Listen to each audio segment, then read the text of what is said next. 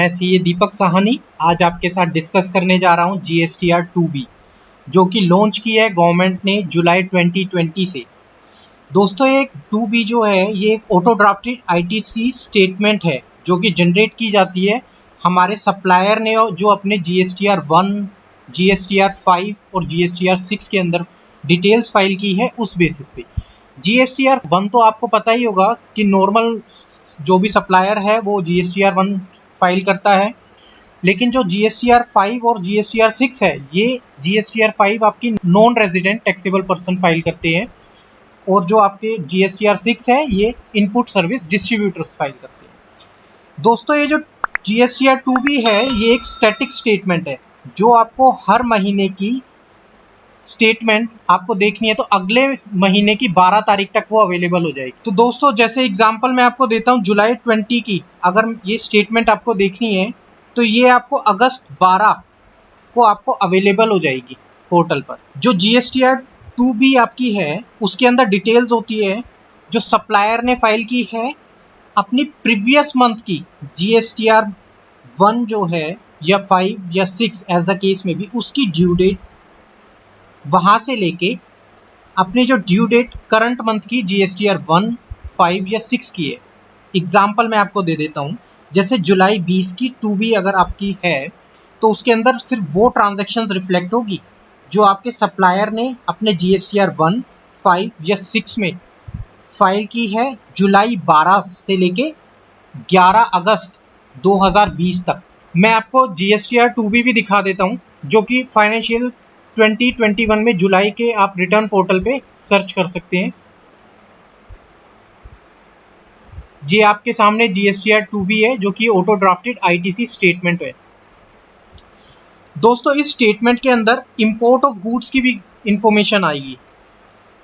ये इंफॉर्मेशन लेकिन जो आपकी फर्निश होगी इस 2B के रिटर्न फाइल के अंदर, इसको आपको सितंबर में आप देख सकते हो। इस इंफॉर्मेशन को जो इंपोर्ट ऑफ गुड्स का आईटीसी है उस इंफॉर्मेशन को आप सितंबर 12 से आप देख सकते हो।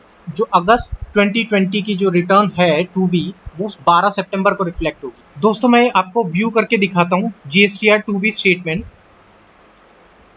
आप देख सकते हैं यहाँ पर जीएसटीआर 2B स्टेटमेंट आपके सामने है। दोनों फॉर्मेट अवेलेबल है, समरी और टेबल फॉर्मेट। आप यहाँ पर देख रहे हैं ये समरी टेबल है जिसके अंदर आईटीसी दो पार्ट में डिवाइड किया गया है। आप देख सकते हैं आईटीसी अवेलेबल जो कि पार्ट ए के अंदर वो आईटीसी है जो मैं अवेल कर सकता हूं, और पार्ट बी जिसके अंदर वो आईटीसी है जो मैं को रिवर्स करना पड़ेगा। साथ ही साथ मैं आपको बताऊं जीएसटीआर 3B के अंदर ये आपको कहाँ रिफ्लेक्ट करनी होगी इन्फॉर्मेशन, वो भी यहाँ पर कॉलम दे रखा है इन्होंने डिटेल्स कि ये इन्फॉर्मेशन आपकी all other ITC supplies from registered person ये आपको टेबल नंबर 4A5 में आपको रिफ्लेक्ट करनी पड़ेगी। दोस्तों इसको मैं एक्सपेंड करके भी आपको दिखाता हूँ। ये आप देख सकते हैं यहाँ पर जो मेरा आईटीसी यहाँ रिफ्लेक्ट कर रहा है वो आईटीसी B2B से रिफ्लेक्ट कर रहा है। इसके अलावा मेरी इस स्टेटमेंट के अंदर दूसरा आईएसडी से कोई आईटीसी रिफ्लेक्ट नहीं कर रहा है या रिवर्स चार्ज वाला कोई रिफ्लेक्ट नहीं कर रहा है। इंपोर्ट ऑफ गुड्स का जो कि मैंने आपको बताया अगस्त की रिटर्न से रिफ्लेक्ट करेगा वो अभी यहाँ पर नहीं कर रहा है। देन आईटीसी रिवर्सल भी अगर कोई होता है वो उसकी भी आप यहाँ एक्सपेंडेड इन्फॉर्मेशन देख सकते हैं ये आपके सामने। दोस्तों जहाँ भी आपकी ये इन्फॉर्मेशन रिफ्लेक्ट कर रहा है यानी कि जो फिगर्स आ रही है उस चीज़ को आप फर्दर एक्सपेंड कर सकते हैं। ये मैंने आपको क्लिक करके दिखाया है। यहाँ आपके सामने सप्लायर वाइज डिटेल आ गई है। आप देखिए जीएसटीएन क्या है सप्लायर का, उसका ट्रेड नेम क्या है, invoice number. Further invoice number के अंदर भी मेरे को ये पता लग जाएगा कि किस रेट का टैक्स मेरे को चार्ज किया गया था। आप एग्जांपल देखिए जो ये इनवॉइस मेरा स्पेसिफिक इनवॉइस है इसके अंदर टैक्स रेट 12% का आइटम था और 18% का आइटम था, दोनों की टैक्सेबल वैल्यू एंड देन जो आपका टैक्स है जो आपने पे किया है आईजीएसटी वो भी यहाँ रिफ्लेक्ट कर दिया। तो दोस्तों वापस मैं आपको समरी पे लेके जाता हूँ और आपको यहाँ नया टैब दिखाता हूँ एक जो आईटीसी नॉट अवेलेबल है। दोस्तों इस आईटीसी नॉट अवेलेबल पे मैं आपको बताऊँ सिर्फ दो ही केसेस है जो यहाँ कवर होंगे और जो ITC यहाँ रिफ्लेक्ट होंगे। पहला केस तो आपका सेक्शन 16(4) वाला होगा। 16(4) दोस्तों आप जानते हो कि किसी भी फाइनेंशियल ईयर का आप ITC क्लेम करना चाहते हैं तो वो अगले फाइनेंशियल ईयर के सितंबर की रिटर्न जो है उसकी ड्यू डेट तक आप क्लेम कर सकते हैं, या फिर आपने एनुअल रिटर्न जहां फाइल की है उस date whichever is earlier, इससे पहले पहले आप क्लेम कर सकते हैं। अगर आपने वो क्लेम नहीं किया तो वो यहाँ पर आपका रिफ्लेक्ट हो जाएगा। जो दूसरा केस मैं आपसे बात कर रहा हूँ वो है सप्लायर और प्लेस ऑफ सप्लाई, जहाँ पर सेम स्टेट में है लेकिन मेरा जो रिसिपिएंट है वो दूसरी स्टेट का है। एग्जाम्पल मैं आपको देता हूँ यहाँ पर, जैसे होटल का केस होता है।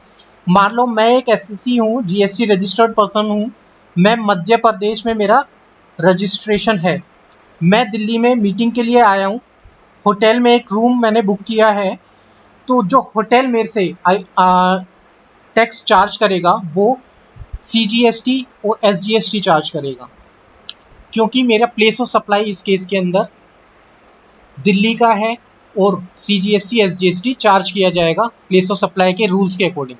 इसके अलावा मैं आपको बताऊं यहाँ पर ITC, एक ITC और होता है जो यहाँ रिफ्लेक्ट नहीं करेगा, वो आपको खुद मेहनत करनी पड़ेगी और चेक करना पड़ेगा कि क्या आपका वो ITC ब्लॉक्ड है, तो उस केस के अंदर आपको वो रिवर्स करना पड़ेगा अगर आपने वो क्लेम कर लिया है तो। वो ITC है सेक्शन 17(5) के अंदर, CGST एक्ट में आपको ब्लॉक्ड क्रेडिट्स होते हैं, वो अगर ITC या रिफ्लेक्ट कर रहा है देन वो आपको रिवर्स आइडेंटिफाई करके रिवर्स करना पड़ेगा। ये जो इन्फॉर्मेशन मैंने आपको दिखाई है, इस इन्फॉर्मेशन को चाहे वो ITC अवेलेबल की है या ITC नॉट अवेलेबल की, इसको आप PDF फॉर्मेट में as well as Excel format के अंदर आप डाउनलोड कर सकते हैं। देन मैं आपको अब यहाँ पर टेबल टैब के अंदर लेके जाना चाह रहा हूँ। आप टेबल टैब में देख सकते हैं आपको दोनों इन्फॉर्मेशन अवेलेबल हो जाएगी, supplier wise information and document wise information. आप देख सकते हैं यहाँ पर दोनों टैब पे supplier wise information, document wise information दोनों आपके सामने है। अब दोस्तों मैं आपको ये भी बताऊं, ये जो टेबल है हमारा ये B2B वाला रिफ्लेक्ट कर रहा है, जैसा आपने समरी में भी चेक करा था, ये B2B में रिफ्लेक्ट कर रही है। मैं आपको बताऊं इसके अलावा भी आप दूसरे टेबल में जा सकते हैं, जैसे फिलहाल तो मैं B2B के अंदर हूँ, टैक्सेबल। यहाँ पर आप देख सकते हैं टेबल कौन कौन से यहाँ पर अवेलेबल है। Taxable invert supplies received from registered person B2B। Amendment जो मेरे B2B के अंदर हुई है प्रीवियस इनवॉइस में, वो यहाँ पर उस टेबल में आप जा सकते हैं। B2B या क्रेडिट नोट जो मैंने डेबिट नोट क्रेडिट नोट जो मैंने इश्यू किए हैं उसके रिगार्डिंग आप देख सकते हैं यहाँ पर टेबल।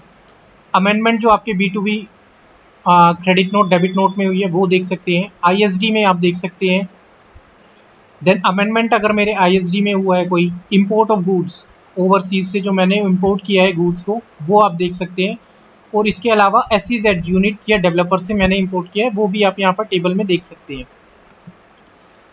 तो दोस्तों फिलहाल मैंने आपको जो भी यहाँ पर इंफॉर्मेशन आपके लिए रेलिवेंट है मैंने सारी इंफॉर्मेशन आपको दे दी है।